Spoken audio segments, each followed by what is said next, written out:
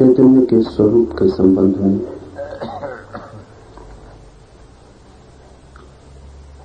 कुछ गहरे विचार हैं।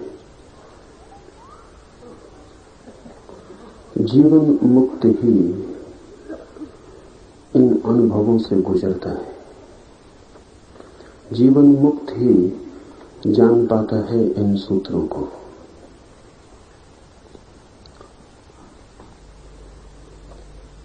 क्योंकि हमें चैतन्य का सीधा कोई अनुभव नहीं। जो भी हम चेतना के संबंध में जानते हैं वो भी मन में पड़े हुए प्रतिबिंब ही है।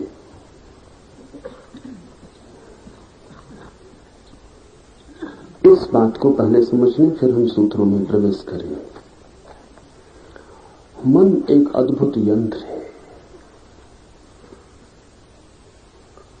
और अब तो इस बात को वैज्ञानिक आधार भी मिल गए कि मन यंत्र से ज्यादा नहीं है। अब तो कंप्यूटर मन से भी ज्यादा कुशल काम करता है।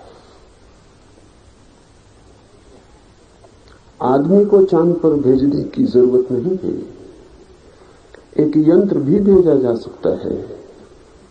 रूस ने यंत्र भेजे हुए हैं, वे कंप्यूटर हैं।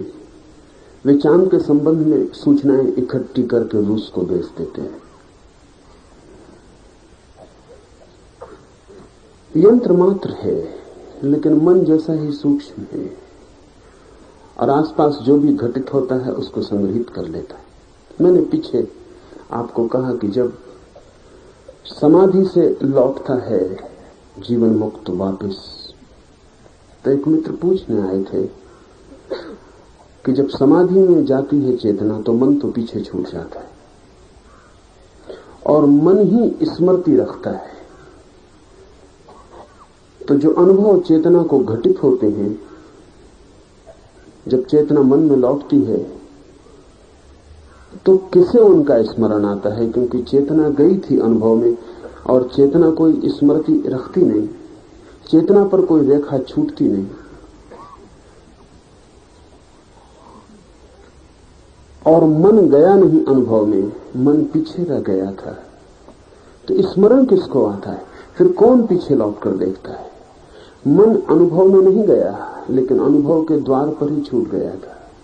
लेकिन द्वार से ही जो भी घटना घट रही है उसे पकड़ता है। मन तो यंत्र है और उसका उपयोग दो तरफा है। बाहर के जगत में जो घट रहा है उसे भी मन पकड़ता है, भीतर के जगत में जो घट रहा है उसे भी मन पकड़ता है। मन तो दोनों तरफ उसकी परिधि में जो भी घटता है उसे पकड़ता है। इससे कोई संबंध नहीं है कि मन जाए, वहां दूर कैमरा रखा हो और यहां जो घट रहा है वो कैमरा पकड़ता रहेगा। वहां दूर टेप रिकॉर्डर रखा हो, यहां जो मैं बोल रहा हूं, पक्षी गीत गाएंगे, हवाएं गुजरेंगी वृक्षों से, पत्ते गिरेंगे, वो टेप रिकॉर्डर उन्हें पकड़ता रहेगा। मन को ठीक से समझ लें कि मन सिर्फ एक यंत्र है। मन में कोई चेतना नहीं है, मन में कोई आत्मा नहीं है। मन प्रकृति के द्वारा विकसित जीव यंत्र है, जैविक यंत्र है, बायोलॉजिकल मशीन है। मन हमारी आत्मा और जगत के बीच में है। ये यंत्र जो है शरीर में छिपा है और जगत और आत्मा के बीच में। जगत में जो घटता है मन उसे भी पकड़ता है। इसे पकड़ने के लिए उसने 5 इंद्रियों के द्वार खोले हुए। इंद्रियां आपके मन के द्वार हैं। जैसे कि टेप रिकॉर्डर है तो उसका माइक मेरे पास लगा हुआ है। टेप रिकॉर्डर हजारों मील दूर रख दे, ये माइक पकड़ता रहेगा और टेप रिकॉर्डर तक खबर पहुंचती रहेगी। आपकी इंद्रियां माइक की तरह हैं, मन के 5 इंद्रियां मन के 5 द्वार हैं। रंग के जगत में, प्रकाश के जगत में, रूप के जगत में कुछ भी घटित होता है तो मन ने शरीर तक आंख पहुंचाई हुई है, वो आंख पकड़ती रहती है। आंख का कैमरा घूमता रहता है, वो पकड़ता रहता है। ध्वनि के जगत में कुछ घटित होता है, संगीत होता है, शब्द होता है, मौन होता है, तो कान पकड़ता रहता है और प्रतिपल जो पकड़ा जा रहा है वो मन को संवादित किया जा रहा है। मन उसे संग्रहित करता रहता है। हाथ छूता है, जीभ स्वाद लेती है, नाक गंध लेती है, वो सब मन तक पहुंच रहे हैं। आपकी सारी इंद्रियां मन के द्वार है। ये 5 इंद्रियां मन के द्वार है। एक और इंद्री है जिसका नाम आपने सुना होगा लेकिन कभी इस भांति नहीं सोचा होगा, वो है अंतःकरण। वो इंद्री भीतर जो भी घटित होता है उसको पकड़ती है। वो भी इंद्री है। भीतर जो भी घटित होता है, जब एक आदमी समाधि में डूब जाता है तो अंतःकरण पकड़ता रहता है, क्या घट रहा है। शांत, मौन, आनंद, परमात्मा की प्रतीति, क्या हो रहा है। अंतःकरण भीतर की तरफ खुला हुआ माइक है। वो भीतर की तरफ गई रिसेप्टिविटी है। और वहां एक की ही जरूरत है, वहां 5 की जरूरत नहीं है। 5 की तो जरूरत इसलिए है कि 5 महाभूत हैं बाहर, और हर महाभूत को पकड़ने के लिए एक अलग इंद्री चाहिए। भीतर तो एक ब्रह्म ही है, इसलिए 5 इंद्रियों की कोई जरूरत नहीं। एक ही अंतःकरण भीतर के अनुभव को पकड़ लेता है। तो 6 इंद्रियां हैं आदमी की, 5 बहिर्मुखी, एक अंतर्मुखी, और मन यंत्र है बीच में खड़ा हुआ। एक शाखा भीतर गई है, वो पकड़ती रहती है। भीतर कुछ भी घटित हो, मन पर सब अंकन हो जाते हैं। मन के जाने की जरूरत नहीं है। और इसलिए जब समाधि से साधक लौटता है मन में, तो मन ही अपने रिकॉर्ड उसे दे देता है कि ये भीतर हुआ। तुम जब यहां नहीं थे तब ये भीतर हुआ। आप यहां चले जाएं अपने टेप रिकॉर्डर को छोड़ के, घंटे भर बाद आप लौटे, टेप रिकॉर्डर आपको बता देगा यहां क्या क्या शब्द बोले गए, क्या क्या ध्वनि हुई। टेप रिकॉर्डर का जीवंत होना जरूरी नहीं है। मन भी जीवंत नहीं है, मन भी पदार्थ है और सूक्ष्म यंत्र है। ये जो पदार्थ यंत्र है, ये दोनों तरफ से संग्रहित करता चला जाता है। इसलिए समाधि से लौटा हुआ साधक मन के द्वारा ही अनुमान करता है, मन से ही जानता है। तो जितना परिशुद्ध मन हो उतनी मन की खबर सही होती है, और जितना अशुद्ध मन हो उतनी गलत होती है। जैसे कि टेप रिकॉर्डर आपका बिगड़ा हो तो जो कहा जाए वो रिकॉर्ड तो करे, लेकिन पीछे समझ में ना आए कि क्या कहा गया। रूप बिगड़ जाए, आकार बिगड़ जाए, ध्वनि बिगड़ जाए, कुछ समझ में आए, कुछ समझ में ना आए। इसलिए श्रवण से, मनन से, निधिध्यासन से पहले मन पूरी तरह शुद्ध कर लिया जाता है, और मन शुद्ध ग्राहक बन जाता है। जो भी हो उसकी शुद्ध प्रतिलिपि देने लगता है। तब समाधि में प्रवेश होता है तो अंतःकरण सब पकड़ लेता है। फिर भी सत्यनिष्ठा के कारण मुनियों ने, ऋषियों ने कहा है कि वो अनुमान है, क्योंकि मन भीतर तो कभी गया नहीं। इसलिए जो भी कह रहा है वो यांत्रिक खबर है, उस खबर में भूल चूक हो ही सकती है। और इसीलिए एक बात और ख्याल में ले लें, अगर एक हिंदू समाधि में जाएगा, अगर एक मुसलमान समाधि में जाएगा, एक ईसाई समाधि में जाएगा, एक जैन समाधि में जाएगा, तो चारों के मन थोड़ी थोड़ी अलग अलग खबर देंगे, क्योंकि चारों का जो यंत्र है मन का, उसकी बनावट में थोड़ी थोड़ी फर्क है। समाधि का अनुभव तो एक है, लेकिन मन की बनावट में फर्क है। और जो आदमी जैन घर में पैदा हुआ है, उसका मन जैन ढंग से विकसित हुआ है, उसके यंत्र में जैन होना प्रवेश कर गया है। बचपन से उसने सुना है कोई परमात्मा नहीं, तो उसकी बिल्ट इन, उसके मन की एक प्रक्रिया हो गई, कोई परमात्मा नहीं। और जो अंतिम अनुभव है वो आत्मा का अनुभव है, परमात्मा का अनुभव नहीं है। ये उसके मन ने सुन रखा है, ये मन तैयार है, संस्कारित है। फिर जब समाधि घटित होगी तो यही मन तो रिकॉर्ड करेगा। समाधि तो एक है, किसी को भी घटित हो, लेकिन मन अलग अलग है। ये मन रिकॉर्ड करेगा। इस मन ने जाना है कि परमात्मा तो है ही नहीं, अंतिम अनुभव आत्मा का अनुभव है, इससे ऊपर कोई अनुभव नहीं है। या यही अनुभव परमात्मा का अनुभव, लेकिन अलावा कोई परमात्मा नहीं है। ये मन जब समाधि में घटना घटेगी तत्काल रिकॉर्ड करेगा कि ये आत्मा का परम अनुभव हो रहा है। हिंदू जिसने सुन रखा है परमात्मा का अनुभव और जिसने जान रखा है कि आत्मा जब लीन होती है भीतर तो जो दर्शन होता है वो परमात्मा का है, उसका मन रिकॉर्ड करेगा ये परमात्मा का दर्शन हो रहा है, घटना वही घट रही, ये परमात्मा का अनुभव हो रहा है। बौद्ध जो आत्मा को भी नहीं मानता और परमात्मा को भी नहीं मानता, उसका मन दोनों ही बातें रिकॉर्ड नहीं करेगा, उसका मन कहेगा निर्वाण घटित हो गया, तुम मिट गए, शून्य हो गया। इसलिए शास्त्रों में फर्क है, क्योंकि शास्त्र मनों के रिकॉर्ड है, अनुभवों के नहीं। इसलिए हिंदू शास्त्र, जैन शास्त्र, बौद्ध शास्त्र में अंतर होगा। अंतर कभी कभी ऐसा लगेगा कि बड़ा विपरीत है, क्योंकि मन के पास तो शब्द है जो सीखे, मन है सीखा हुआ, निर्मित।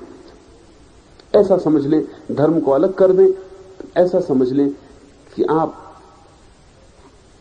संस्कृत सीखें या ग्रीक सीखें या अरबिक सीखें, तो मन के पास एक भाषा है। जब समाधि का अनुभव घटित होगा तो समाधि के अनुभव में तो भाषा का कोई भी सवाल नहीं, लेकिन मन तो अपनी ही भाषा में रिकॉर्ड करेगा। जो अरबी जानता है उसका मन ये कभी नहीं कह सकता कि समाधि घट गई। समाधि शब्द का ही उस मन को कोई पता नहीं। तो सूफी कहेगा फना, मिट गए, मतलब वही है। आप देखते हैं सन्यासी की कब्र को हम समाधि कहते हैं, इसीलिए हर किसी की कब्र को समाधि नहीं कहते। समाधि की उसी की कब्र को समाधि कहते हैं जो जीते जी मिट गया हो और मौत मिटाने के लिए कुछ बचा ही ना हो। मौत जब आए तो मिटाने को कुछ बचा ही ना हो, जो खुद ही फना हो गया हो, समाप्त हो गया हो। तो सूफी कहेगा फना, हिंदू कहेगा समाधि, बौद्ध कहेगा निर्वाण।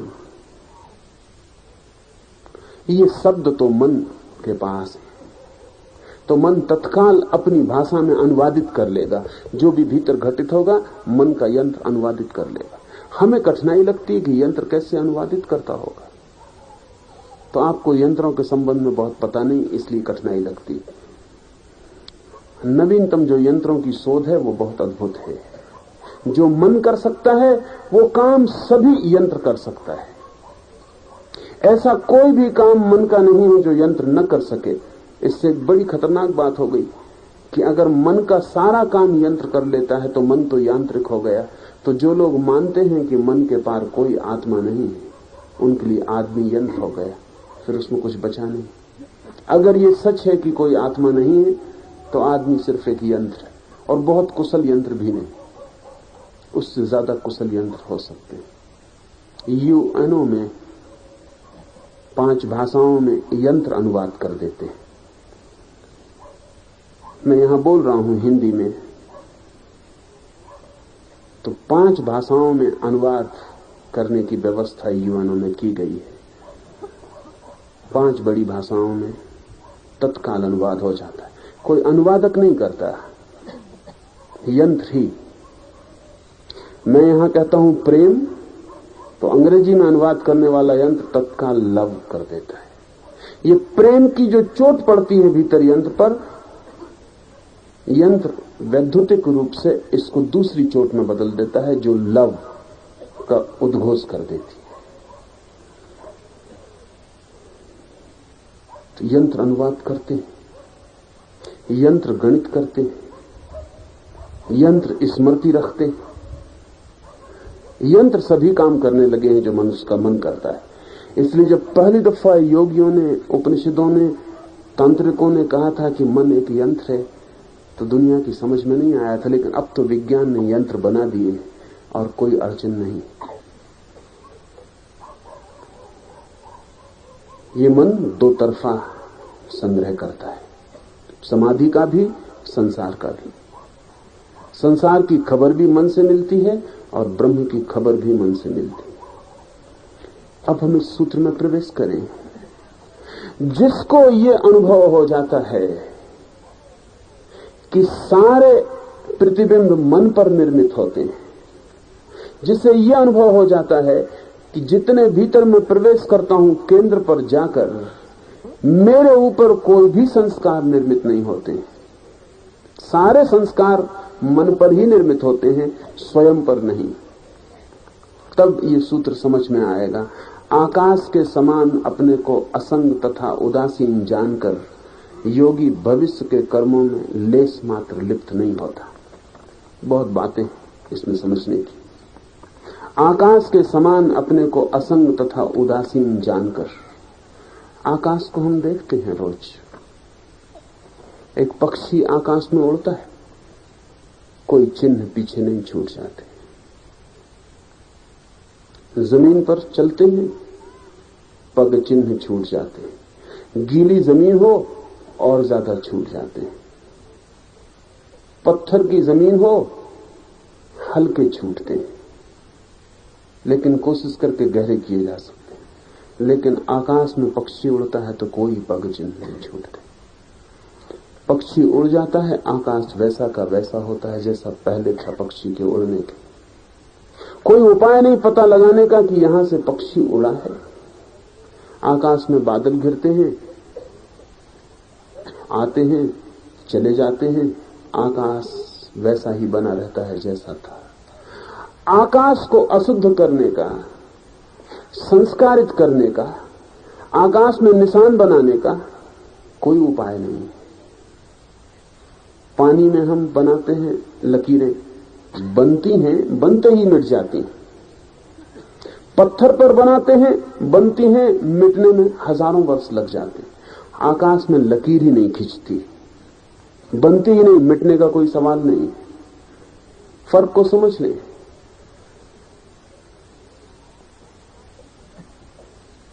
आकाश में लकीर बनती ही नहीं। मैं अपनी अंगुली खींचता हूं, आकाश में अंगुली खिंच जाती है, लकीर नहीं बनती, मिटने का कोई सवाल नहीं। जिस दिन कोई व्यक्ति मन के पार उठता है, जिस दिन चेतना मन के पीछे सरक जाती है, उस दिन अनुभव होता है कि इस आत्मा पर आकाश की भांति अब तक कोई भी निशान निर्मित नहीं हुआ है। ये सदा से शुद्ध, सदा से बुद्ध, इस पर कोई विकृति घटित नहीं हुई। आकाश के तरह अपने को असंग, असंग बड़ा कीमती शब्द है। असंग का अर्थ है सबके साथ है और फिर भी साथ नहीं। आकाश सब तरफ मौजूद है। वृक्ष को भी आकाश ने घेरा है, आपको भी आकाश ने घेरा है, साधु को भी आकाश घेरे हुए है, असाधु को भी आकाश घेरे हुए है। अच्छा कर्म हो रहा हो तो भी आकाश मौजूद है, बुरा कर्म हो रहा हो तो भी आकाश मौजूद है। पाप करो, पुण्य करो, जियो मरो, आकाश मौजूद है, लेकिन असंग। आपके साथ मौजूद है लेकिन संगी नहीं है आपका। आपसे कोई संबंध नहीं बनाता। मौजूद है लेकिन मौजूदगी असंग है। हमेशा मौजूद है, फिर भी आपसे कोई दोस्ती नहीं बनती, कोई संबंध निर्मित नहीं होता। असंग का अर्थ है असंबंधित है तो, लेकिन कोई संबंध नहीं। आप हट जाएं तो आकाश को पता भी नहीं चलता कि आप कभी थे। कितनी पृथ्वियां बनती हैं और खो जाती, कितने लोग जन्मते हैं और मर जाते, कितने महल खड़े होते हैं, धूल धूसरित हो जाते। कितना हो चुका है। आकाश के पास कोई भी हिसाब नहीं।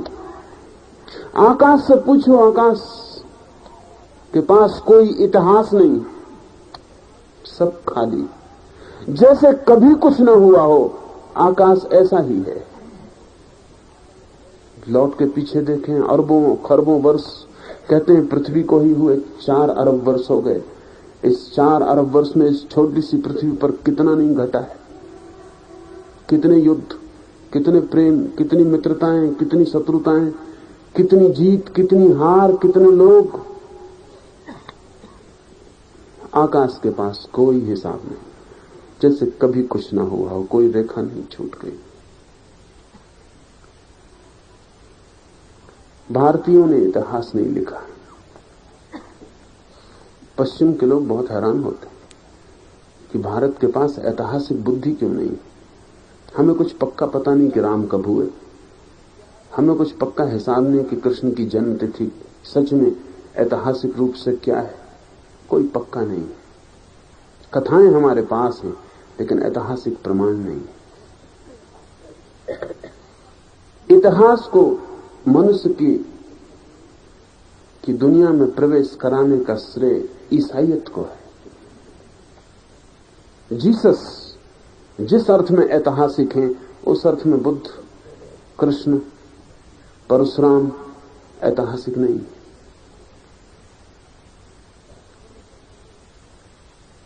जीसस के साथ दुनिया दो हिस्सों में बढ़ जाती। पहली दुनिया, उसके पहले की दुनिया गैर ऐतिहासिक हो जाती, प्री हिस्टोरिकल, पूर्व ऐतिहासिक, और जीसस के बाद की दुनिया ऐतिहासिक हो जाती, हिस्टोरिकल हो जाती। इसलिए उचित ही है कि सन जीसस का चले, ईस्वी सन चले, ये उचित ही है, क्योंकि जीसस के साथ जगत में इतिहास प्रवेश करता है। इसलिए हम कहते हैं जीसस के पूर्व और जीसस के बाद रेखा खिंच जाती। भारत ने कभी इतिहास नहीं लिखा है। उसका कारण, उसका एक कारण बुनियादी यही है कि भारत ने यह अनुभव किया है कि जिसके भीतर सब घटता है, जिस आकाश के भीतर, वो ही कोई हिसाब नहीं रखता, तो हम व्यर्थ का हिसाब क्यों रखें। जिसके भीतर सब घटता है उसके पास ही कोई हिसाब नहीं रहता, तो हम फिजूल पंचायत में क्यों पड़े हिसाब रखने की। कौन कब पैदा हुआ और कौन कब मरा, तो हमने इतिहास नहीं रखा है, हमने पुराण निर्मित किया। पुराण भारतीय घटना है, पुराण भारतीय घटना, इतिहास नहीं। पुराण का मतलब कुछ और होता है। पुराण का मतलब हमने तिथि, तारीखें, जन्मदिन, मृत्यु दिन, इनकी फिक्र नहीं की। हमने तो जो सार था, राम हुए, हमने इसकी फिक्र नहीं की कब हुए, किस सन में हुए, कब पैदा हुए, कब पढ़ने गए, कब विवाह हुआ, इस सब की हमने फिक्र नहीं की, क्योंकि इसके तो कोई हिसाब रखने का प्रयोजन नहीं मालूम पड़ा। लेकिन राम के होने की जो भीतरी घटना घटी कि एक व्यक्ति राम हो गया, एक दिया जल उठा और प्रकाशित हो गया, हमने बस उतना स्मरण रख लिया।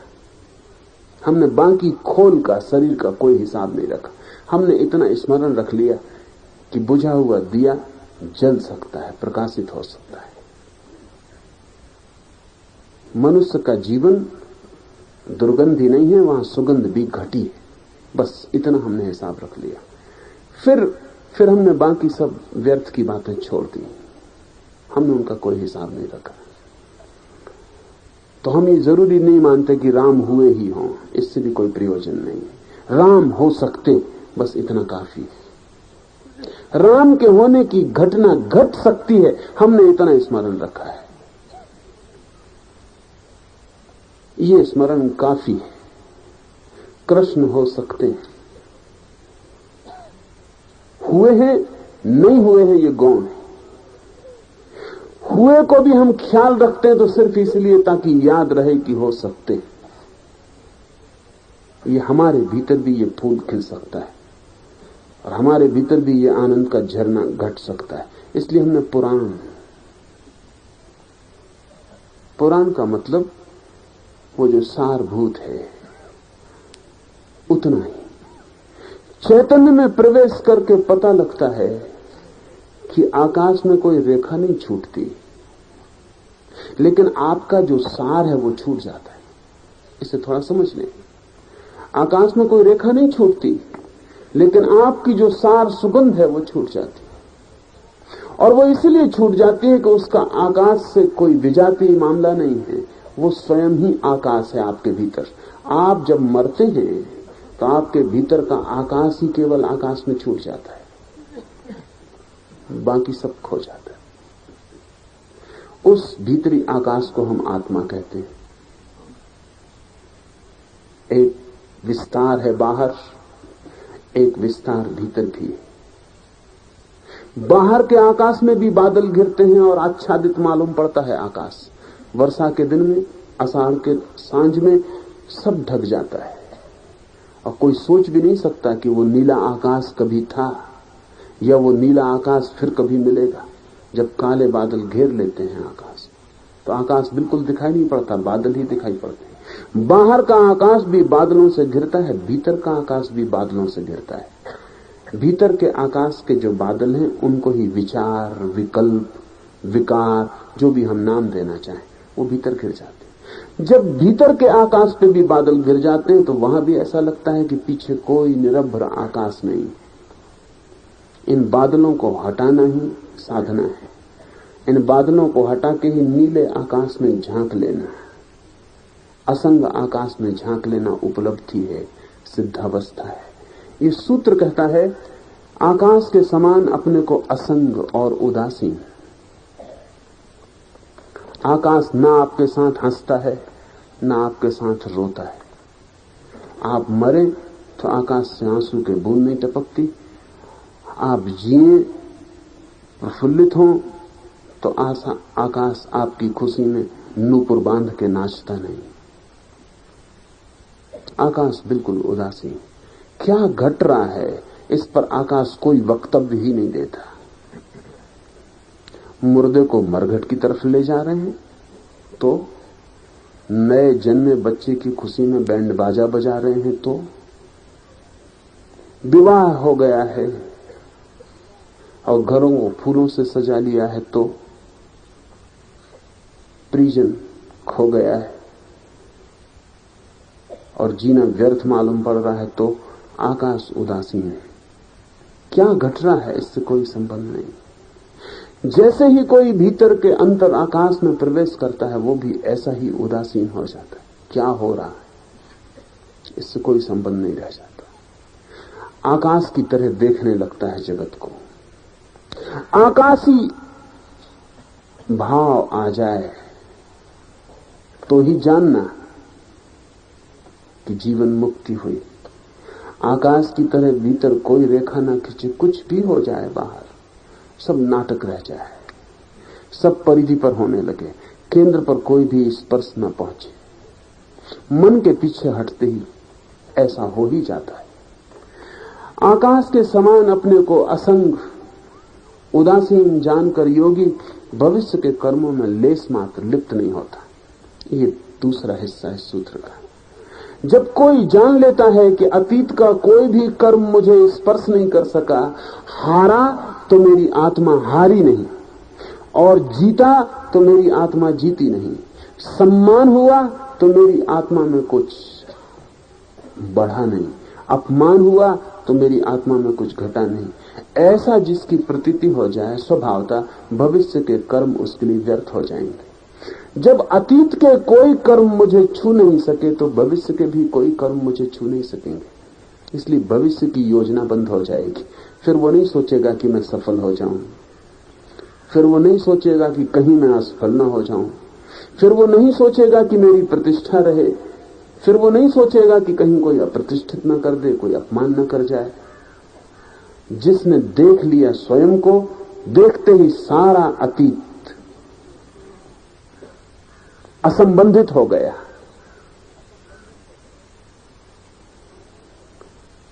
उसी क्षण सारा भविष्य भी असंबंधित हो गया। भविष्य अतीत का ही विस्तार है। जो जो हमने भविष्य में जाना है, सुखद पाया है, दुखद पाया है, उसको ही हम भविष्य में पुनः पुनः आयोजन करते हैं। जिसे सुखद पाया है उसकी चाह करते हैं भविष्य में, और जिसे दुखद पाया है उसे भविष्य में भोगना न पड़े इसकी चाह करते। हमारा भविष्य क्या है? अतीत का ही प्रतिफलन है, अतीत का ही थोड़ा सुधारा हुआ रूप। कल कुछ किया था उसमें दुख पाया तो हम कल उसे नहीं करना चाहते, कल कुछ किया था सुख पाया तो हम उसे कल और ज्यादा मात्रा में करना चाहते। अगर पूरा अतीत ऐसा दिखाई पड़ जाए कि सुख और दुख, शुभ और अशुभ कोई भी नहीं छू सके मुझे, मैं आकाश की तरह खाली का खाली हूं, शून्य का शून्य, कोई रेखा नहीं खिंची मुझ पर, असंस्कारित अनकंडीशनड रह गया हूं, सारे की सारी यात्रा हो गई इतनी और मैं भीतर अस्पर्शित कुंवारा का कुंवारा रह गया हूं, तो फिर भविष्य व्यर्थ हो गया। ध्यान रहे, जीवन मुक्त का कोई भविष्य नहीं। और अगर आपका थोड़ा सा भी भविष्य बाकी है तो समझना कि अभी अंतर आकाश का अनुभव नहीं हुआ है। अगर कोई योगी अभी भी सोच रहा है कि मोक्ष कैसे पाऊं, अभी भी सोच रहा है कि कैसे परमात्मा का दर्शन हो, तो अभी जानना कि अंतर आकाश का अनुभव नहीं हुआ है। ये सब योजना है, भविष्य की योजना है। अभी भविष्य है, जरा सा इंच भर भी भविष्य है तो काफी भविष्य। इंच भर भी भविष्य इस बात की खबर देता है कि अभी यह अनुभव नहीं हुआ कि आत्मा को कोई भी कर्म छूता नहीं, मोक्ष भी नहीं छुएगा, ईश्वर भी नहीं छुएगा। असल में ये अछूतापन, ये शाश्वत अछूतापन ही मोक्ष है। ये शाश्वत अस्पर्शित रह जाना ही भगवत्ता है, यही भगवान होना है, कुछ और भगवान का अर्थ नहीं।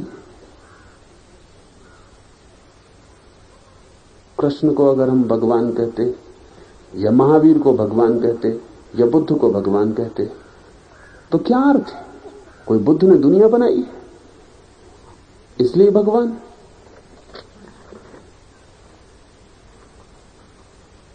क्या भगवान का अर्थ? बुद्ध को भी बीमारी आती है, बुद्ध भी जीर्ण होते, बुद्ध भी मरते, शरीर बिखरता है।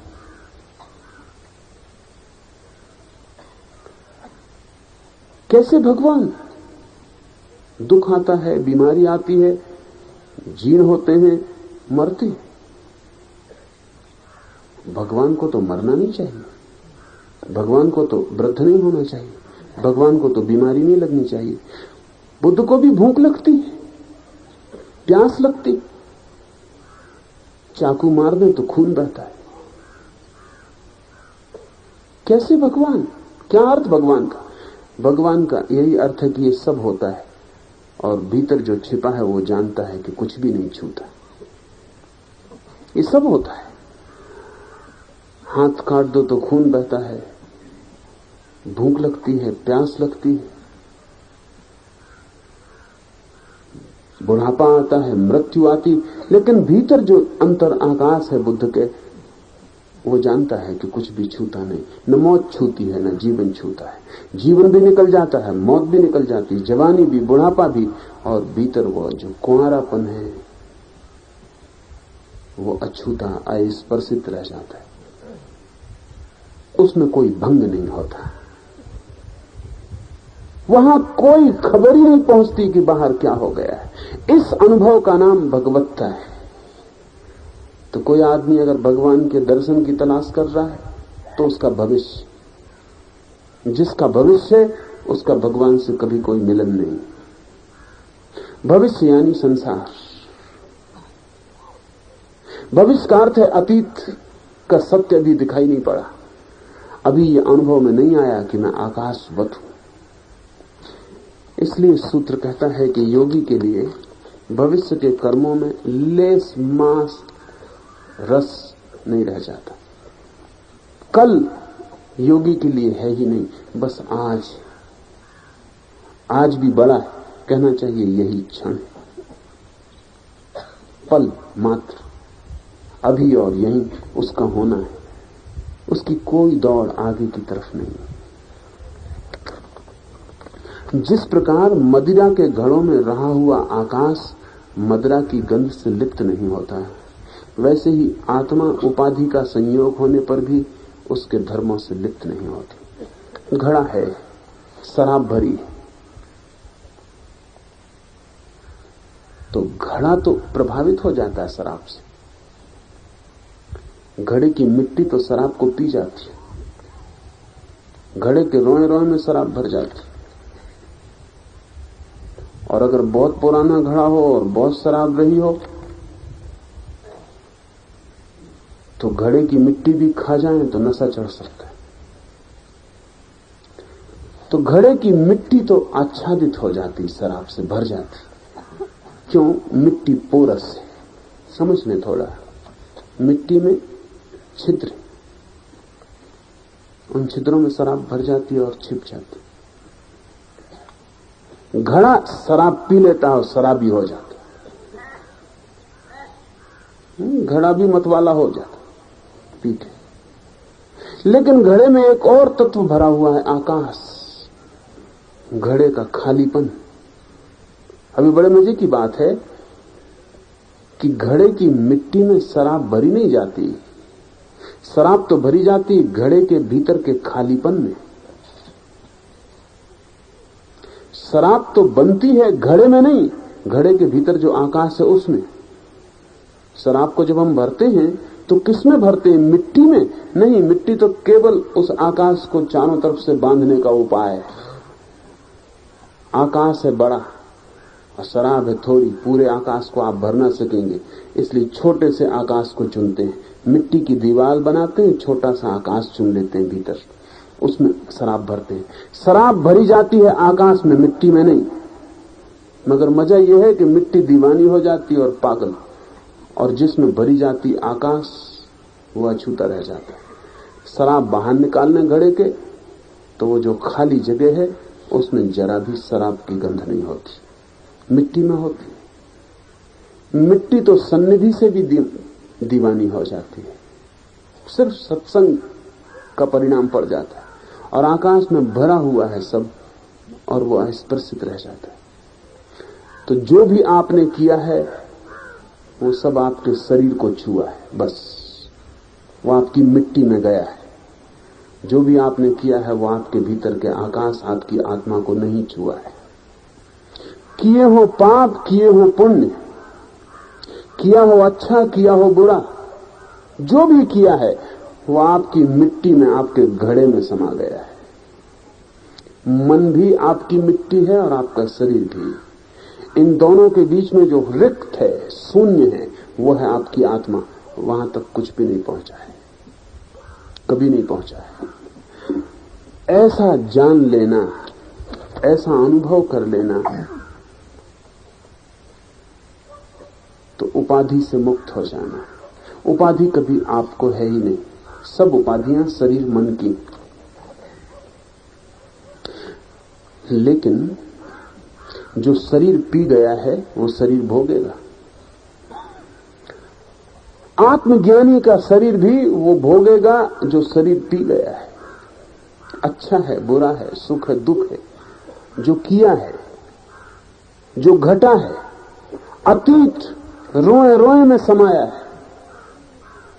तो जिस दिन ये परम ज्ञान की घटना भी घटती है और व्यक्ति जाग के आकाशवत हो जाता है, उस दिन भी शरीर में जो होता रहा है उसकी यात्रा पूरी होगी। ये करीब करीब ऐसा कि आप साइकिल चला रहे हैं और आपने पैडल मारने बंद कर दिए, आपको समझ में आ गया यात्रा व्यर्थ, कहीं जाना नहीं।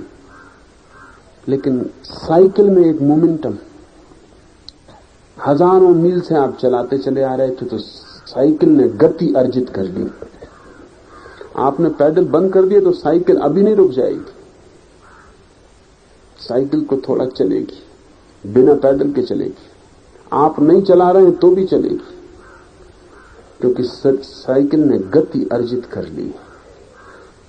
वो गति साइकिल के भीतर भर गई है। वो गति जब तक पूरी ना निकल जाए तब तक साइकिल चलेगी, फिर गिरेगी जब पूरी गति निकल जाएगी। अगर आप गति देते चले जाएं तो कभी नहीं गिरेगी, आप गति बंद कर लें तो उसी वक्त नहीं गिरेगी, थोड़ा समय लेगी। तो हम तो जन्मों जन्मों से शरीर पर सवार हैं और जन्मों जन्मों से मन की यात्रा कर रहे हैं। आज अगर जाग के अलग भी हो जाएंगे तो इसी वक्त मन और शरीर नहीं गिर जाएगा। मन और शरीर ने तो जो गति अर्जित कर ली, मोमेंटम, उसको पूरा करेगा। जिस प्रकार लक्ष्य को उद्देश्य करके छोड़ा गया बाण लक्ष्य को बीधे बिना नहीं रहता, वैसे ही ज्ञान के उदय के होने के पहले किया गया कर्म ज्ञान के उदय होने के बाद भी उसका फल दिए बिना नहीं रहता। तो चाहे बुद्ध हो, चाहे कृष्ण हो, चाहे कोई हो, वो जो पीछे किया है उसका फल, उसकी पूर्ण निष्पत्ति होगी, उसका परिपाक होगा। अर्थात किए हुए कर्म का फल तो ज्ञान उत्पन्न हो जाने के बाद भी भोगना ही पड़ता है। ज्ञान द्वारा कर्म का नाश नहीं होता। ज्ञान द्वारा अनुभव होता है कि मैं करता नहीं हूं, लेकिन ज्ञान द्वारा कर्म का नाश नहीं होता। वो जो कर्म किया है वो पूरा होगा। उदाहरण दिया है कि जैसे तीर छोड़ दिया, निशाना लगाया, तीर छोड़ दिया, छोड़ते ही तीर ख्याल आया, बोध आया कि ये मैं हिंसा कर रहा हूं, ना करूं, तो भी अब कुछ होगा नहीं। तीर अपनी यात्रा पूरी करेगा। एक शब्द मैंने बोला और बोलते ही मुझे लगा कि नहीं बोलना था, लेकिन अब शब्द अपनी यात्रा पूरी करेगा। बोलते ही जो गति शब्द को मिल गई है, जब तक वो गति समाप्त न हो जाएगी तब तक शब्द चलता रहेगा। एक पत्थर हम फेंकते, तो पत्थर जब हम फेंकते हैं तो अपनी शक्ति पत्थर को दे देते हैं। उसी शक्ति के सहारे पत्थर जाता है, जहां तक शक्ति रहती है वहां तक यात्रा करता है, फिर गिर जाता है। हमें बीच में ख्याल भी आ जाए कि नहीं फेंकना था, तो भी अब उसे लौटाने का कोई उपाय नहीं है। कर्म छूटे हुए बाण, बीच में स्मरण आने से कुछ भी ना होगा। वे अपनी यात्रा पूरी करके ही गिरेंगे, और जब तक उनकी पूरी सारे कर्मों की यात्रा पूरी नहीं हो जाती, तब तक जीवन मुक्ति रहेगी, मोक्ष नहीं होगा। इसे समझ लें। तब तक व्यक्ति मुक्त भाव में रहेगा, लेकिन उसके आसपास शरीर और मन का कर्म जाल चलता रहेगा। नया पोषण नहीं होगा अब, लेकिन पुराना जो पोषण है वो जब तक रिक्त चुक न जाए तब तक चलता रहेगा। ऐसा समझें कि अगर आप उपवास करके जीवन छोड़ देना चाहें, तो आज आप उपवास करेंगे तो आज ही नहीं मर जाएंगे। 3 महीने लगेंगे कम से कम, ज्यादा भी लग सकते हैं, लेकिन 3 महीने तो लगेंगे। 90 दिन के उपवास के बाद ही मृत्यु घटित हो सकती। क्यों? आपने आज उपवास किया, आज ही मर जाना चाहिए, लेकिन आपके शरीर के पास अर्जित मांस है, वो जो आपने पीछे इकट्ठा कर लिया है। 3 महीने लग जाएंगे उस मांस के पचने में। 3 महीने में आपकी हड्डी हड्डी रह जाएगी। आपका अर्जित भोजन जो शरीर में इकट्ठा था वो आप पचा लेंगे। इसलिए एक दिन आप उपवास करते हैं तो 1 पाउंड वजन कम हो जाता है। तो जितना मोटा आदमी हो उतनी देर टिक जाएगा। संग्रह है उसके पास ज्यादा, संग्रह उसके पास ज्यादा है, उसको 1-1 पाउंड पचाता जाएगा। जब तक उसका संग्रहित नहीं पच जाता तब तक शरीर से छुटकारा नहीं होगा, शरीर नहीं टूटेगा। 3 महीने लगेंगे। ठीक ऐसे ही जब चेतना जाग जाती है पूरी, उसी वक्त मोक्ष हो जाना चाहिए, पर नहीं होता। कभी कभी हुआ है, बहुत बहुत न्यून घटनाएं हैं, ना के बराबर, कि ज्ञान के साथ और मोक्ष हो गया है। उसका मतलब यह हुआ कि कोई ऐसा आदमी हो बिल्कुल हड्डी हड्डी, कुछ अर्जित ही ना हो, कि पहले दिन उपवास करें और प्राणांत हो जाएं। उसका मतलब यह है कि भीतर बिल्कुल हो ही ना कुछ, मरने को तैयार ही थे, पर ऐसा आदमी खोजना कठिन है। भिखारी से भिखारी के पास भी थोड़ी संपदा रहती है। भूखे से भूखा आदमी भी थोड़ा सा अर्जित कोष रखता है, वो इमरजेंसी के लिए जरूरी है, इसलिए उसको बचाए रखता है। संयोग से कभी ऐसा हो सकता है कि किसी व्यक्ति के कर्मों का भी समाप्ति उसी क्षण में हो जिस क्षण में उसको बोध हो, लेकिन ये बहुत मुश्किल मामला है। बहुत कभी ऐसा हुआ है। साधारणता तो चाहे बुद्ध, चाहे महावीर, चाहे कोई और, रुका है, जिया है, ज्ञान के बाद वर्षों तक। वो जीने का कारण, मुक्ति तो घटित हो गई, लेकिन अतीत के कर्मों का बोझ और अतीत की शक्ति शरीर को धकाए लिए जाती है यात्रा में। जब वो शक्ति चुक जाएगी, उस वक्त जीवन मुक्ति मोक्ष बन जाएगी। पर जरूरी भी है और उपयोगी भी है, क्योंकि जीवन मुक्त अगर उसी वक्त मोक्ष को उपलब्ध हो जाए तो जीवन मुक्त ने जो जाना है वो हमें बता भी नहीं पाएगा। जीवन मुक्त हमें बता पाता है इसीलिए कि उसकी मुक्ति और मोक्ष के बीच अंतर है, समय। 40 साल बुद्ध जिए, 40 साल महावीर जिए। ये 40 साल ही हमारे काम पड़े। इन 40 साल में जो उन्होंने जाना है, जो अनुभव किया है, वो उनका मन हम तक संवादित कर सका। बाघ समझकर छोड़ा हुआ बाण भी छूटने के बाद यह बाघ नहीं है वरन गाय है, ऐसी बुद्धि आ जाने पर भी रुक नहीं सकता।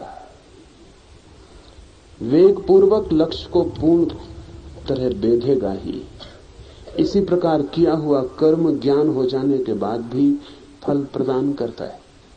इसलिए अगर आपको कभी ज्ञानी भी कई तरह के दुख में पड़ता हुआ दिखाई पड़े तो आप ये मत सोचना कि इतना ज्ञानी, इतना सात्विक, फिर परमात्मा इसको क्यों सता रहा है। कोई किसी को सता नहीं रहा है, क्योंकि कोई कितना ही बड़ा ज्ञानी हो, अज्ञान की लंबी यात्रा तो पीछे है ही। ज्ञानी होने का मतलब यह है कि काफी अज्ञान में यात्रा हो गई है। उस यात्रा में जो धूल धमास इकट्ठी हो गई उसे तो भोगना ही पड़े, पर ज्ञानी उसे भोगता है आकाश भाव से। हाँ, उसके आसपास जो लोग इकट्ठे होते हैं वो आकाश भाव से नहीं भोग पाते।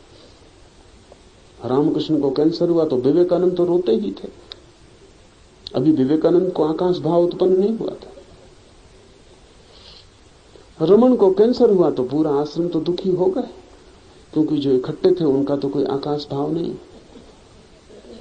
रमन ने मरते वक्त जैसे ही वो श्वास छोड़ रहे थे, किसी ने पूछा अब हमारा क्या होगा, तो रमन ने कहा क्या होगा, मैं यही रहूंगा, आई विल बी हियर, मैं यही रहूंगा। आश्वासन आ गया, आंसू रुक गए रोने वालों के कि भरोसा उन्होंने दे दिया कि मैं यही रहूंगा, मतलब वो नहीं मरने वाले और वो मर गए। समझ में भूल हो गई। वो जो कह रहे थे मैं यहां यहीं रहूंगा, वो उस आकाश की बात कर रहे थे जो घड़े के फूट जाने पर भी कहां जाएगा। घड़ा ही फूटता है। रमन कहते हैं मैं यहीं रहूंगा, किस लिए रोते हो, पर ये आकाश का वचन है, मैं यहीं रहूंगा, ये घड़े का वचन नहीं। पर जो आसपास थे उन्होंने समझा घड़े का वचन है, घड़ा यहीं रहेगा। फिर घड़ा फूट गया। फिर वो सोचने लगे कि क्या रमन धोखा दे गए, क्या हमको समझाने को कहा था, क्या सांत्वना थी ये सांत्वना नहीं थी, ये सत्य था। लेकिन अब इस आकाशवत रमण को अनुभव करने का उपाय आपके पास तब तक नहीं है जब तक आप अपने आकाश को अनुभव न कर लें। जब तक आप अपने को घड़ा ही समझते हैं तब तक रमण तो गए। रामकृष्ण मरने लगे तो उनकी पत्नी शारदा रोने लगी, छाती पीटने लगी। तो रामकृष्ण ने कहा तू क्यों रोती, तू तो सधवा ही रहेगी, तू विधवा नहीं होगी। खुश हो गई होगी शारदा और रामकृष्ण मर गए।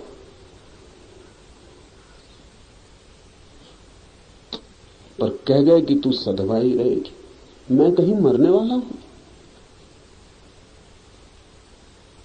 पर शारदा अद्भुत स्त्री थी।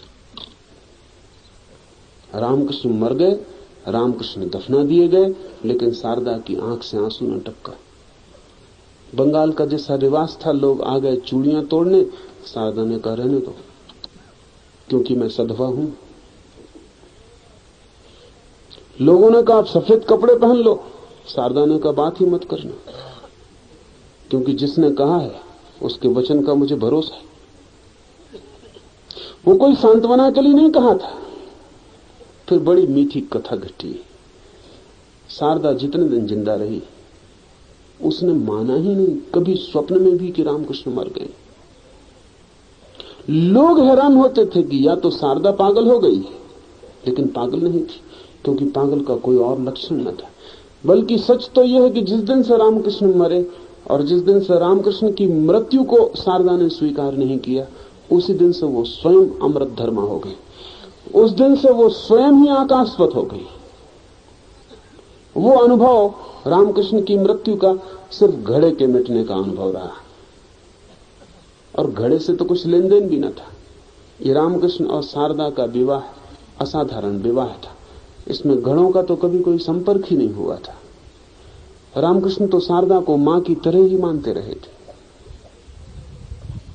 इसमें शरीर का तो कोई लेन देन ही न था। ये तो दो आकाश का ही मिलन था। मीठी है बात, बड़ी अद्भुत। वर्षों शारदा जी रामकृष्ण के मरने के बाद, लेकिन जैसे रोज वो भोजन बनाती थी और रामकृष्ण के पलंग के पास जाकर कहती थी कि परमहंस देव भोजन तैयार। ये सब ऐसा ही जारी रहा, भोजन बनता रहा। शारदा रोज जाती, पलंग के पास कोई भी नहीं, किसी को रामकृष्ण। लोग रोते शारदा की बात सुन के कि वो कहती परमहंस देव भोजन तैयार है। फिर जैसे रामकृष्ण के लिए रुकी रहती, जैसा वो सदा रुकती थी। फिर वो उठते, जब तक वो उठते ना तब तक वो खड़ी रहती। फिर रामकृष्ण आगे जाते तो वो पीछे जाते। ये उसी को दिखाई पड़ता, ये किसी और को दिखाई नहीं पड़ता। फिर वो थाली पर बिठाती, फिर वो पंखा जलती रहती, फिर वो रोज उन्हें सुलाती, फिर रोज सुबह उठाती। वो सब क्रम वैसा ही चलता रहा। किसी ने शारदा से पूछा है कि किसको उठाती हो, किसको सुलाती हो, किसको खिलाती हो, ये सब क्या है? तो शारदा ने कहा जिसको पहले सुलाती थी वही। अब देह खो गई है, अब सिर्फ आकाश रह गया है। जिसे खिलाती थी उसे ही। शारदा सधवा ही बनी रही। पूरे मनुष्य जाति के इतिहास में यह अकेली घटना है। किसी पत्नी ने पति के मर जाने पर सधवा रहने का जो अनूठा अनुभव किया है, वो अकेली घटना है। इसलिए शारदा जैसी स्त्री खोजनी बहुत मुश्किल है।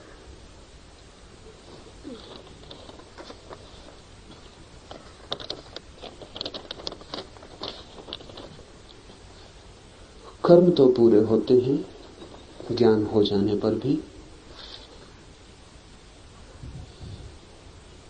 पर जिसे अनुभव हो गया भीतर के शून्य का, वो देखता रहता है साक्षी भाव से जो भी होता है। अब उसकी कोई मर्जी और इच्छा नहीं है कि ऐसा हो और ऐसा ना हो। जो होता है वो स्वीकार कर लेता है। साक्षी अर्थात तथाता। अब जो हो रहा है ठीक है, नहीं हो रहा है वो भी ठीक है, और कुछ भी मेरे भीतर कभी नहीं हुआ है और कभी नहीं हो सकता है। ये अनुभव में निष्ठा बनी रहती।